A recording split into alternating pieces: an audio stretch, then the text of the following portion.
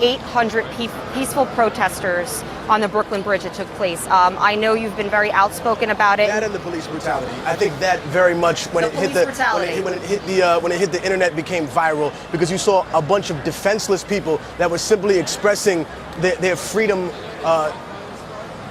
to speak their mind in a public place. Then they were penned off, then they were sprayed down. They were obviously not in danger of harming any police officers. And then all of a sudden you see white shirts coming out more and more often and seemingly unable to be held responsible for anything that they do, almost as if they're above the law. And that is very exemplary of exactly what has continued to fuel the fire here at this protest. The fact that people that are on Wall Street, people that are in government, are refusing, or I should say, not say all of them, but a lot of them are refusing to acknowledge their responsibility in what caused all of this. You know, this. I want to bring in Senator Bernie Sanders now, an independent from Vermont, who joins us live from Burlington. Good afternoon, sir. Good afternoon. You have a new op-ed in The Guardian Online, and you write, "The truth is that millions of Americans lost their jobs, their homes and their life savings because of the greed, recklessness and illegal behavior of Wall Street. Yet while millions of Americans, as you say, have lost their jobs and their homes, these self-same banks were bailed out by the taxpayers and they're about to start paying themselves massive year-end bonuses. How have they got away with it?" Okay. Well, that is the $64 question, and I think that is what these demonstrations around the country are about, and that is what the anger of the American people is about. Bail these guys out, they caused the recessions, millions of people lose their jobs, and now these guys are doing better than they ever did before.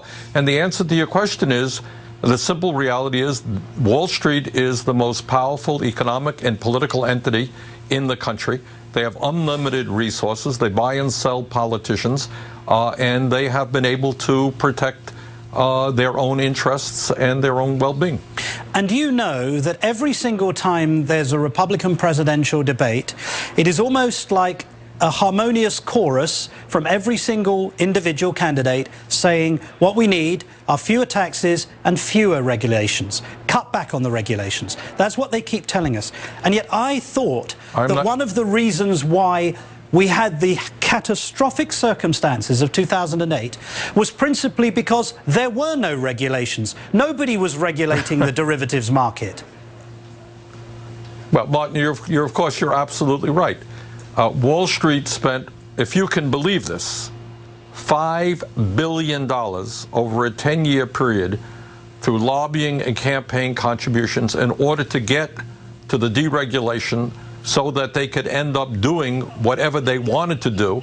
They did whatever they wanted to do. They put worthless products out onto the marketplace. They created a Ponzi scheme. The bubble burst, and we are in the terrible recession. Prices go up, do your wages go up?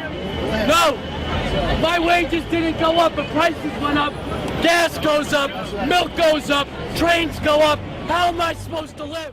I'm here simply because I feel like this is a positive force of just humanity collectively, like trying to speak its voice. And I'm here because I have a voice, and I'm only here to just bring more light to those people and just shine that light onto the darkness and reveal the truth. War veterans during There have been reports of police beating war veterans during a peaceful protest in Boston. The demonstration was part of the Occupy Wall Street movement, which is aimed at big business and banks. The protests, which started in New York, are now countrywide. Now let's get more from RT's Lucy Kifana, who's closely watching the protests for us there. Hello to you, Lucy. So these reports we're getting from Boston, is it the first time police have used force there?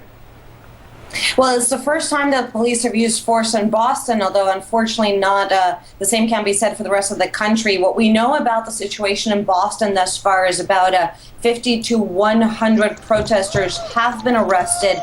We heard reports of about 1,000 people camped out. There's actually been such a massive support for this movement in Boston that there were two separate camp areas where protesters were demonstrating.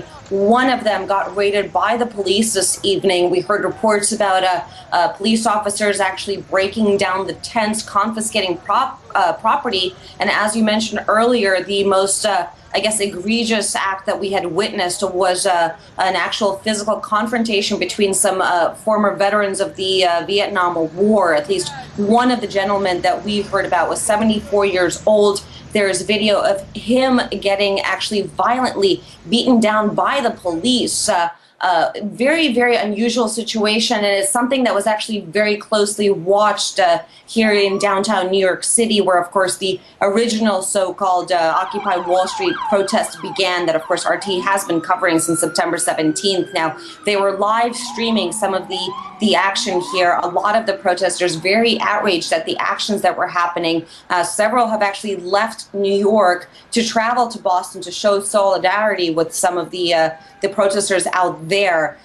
We do know that these, as you mentioned, these events, these protests are spreading throughout the country. There's a lot more support for it. And of course, it's not so much about the protest as the underlying economic situation that's leading to the conditions that are encouraging people to take to the streets. They are tired of what they call corruption on Wall Street, corruption in Washington. They feel like the economic system no longer represents them. And many of the people that I've spoken to here really just don't feel like it's a democracy. It's the kind of country that they thought that they originally were living in. People are trying to take a stand for what they feel is right. Whether or not that's going to be heard, of course, is a whole separate story. Now, we do know that these protests, as I've said earlier, are spreading. We do know that the police are far more aware of the fact that there is this discontent across the country. They're trying to be careful, but again, we do see instances like what we saw, for example, last weekend here in New York on the Brooklyn Bridge, where 700 protesters were arrested for marching on the bridge, an unprecedented number here in New York. And of course, this is spreading across the country. More and more cities seem to have their own so-called Occupy Wall Street moments that have sprung up. They're willing to trade the pawn, Bengali. Get out of here, he's a pawn, right? The other guy used to be a player, Mubarak, became a pawn. What do they want?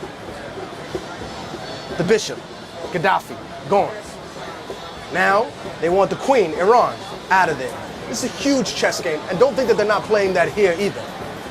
We have to not only be focused on what the next move, but what the reaction to what their reaction of our next move is. We have to think ahead of the game. Which is why I said there should be more brainstorming sessions here, and I'm not so sure if they should always be in public, because I think honestly that we're not the only ones watching this. Right. We'd be a fool to think that there aren't people involved here or around this area that aren't sleeper cells or agents. That's not me being paranoid, that's just the truth. You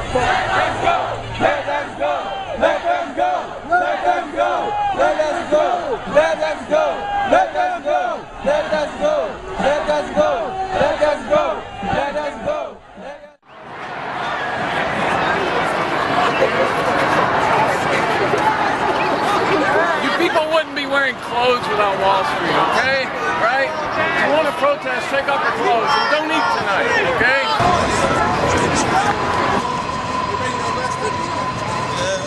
You can't arrest everybody. You know what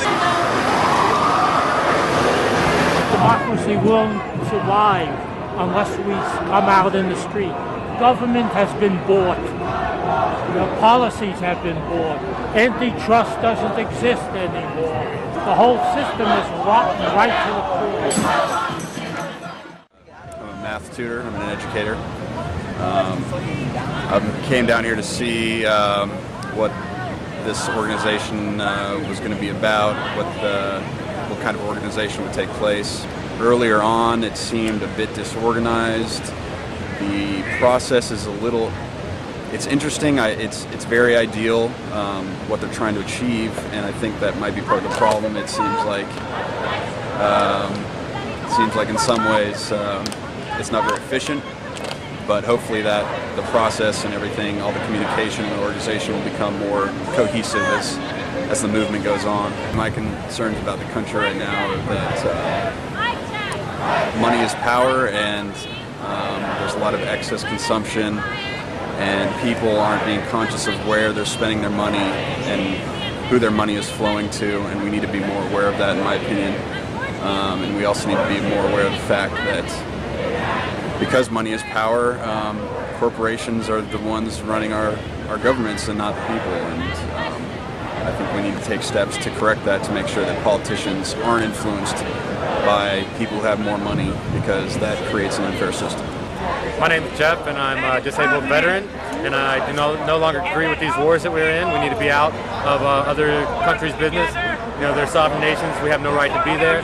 I'm here because the corporate greed that's taken over this country is ridiculous. It's taken over our government, and you know, the people have to take the power back. It's our duty to do so. Hi, my name is Serena Rowling, and I'm a Georgia State University student. I am out here filming Occupy Atlanta for a news story for a class of mine. I must say that I am very impressed with young people coming out and organizing and standing for something that they believe in. So it's a pleasure to be out here. I think of this as kind of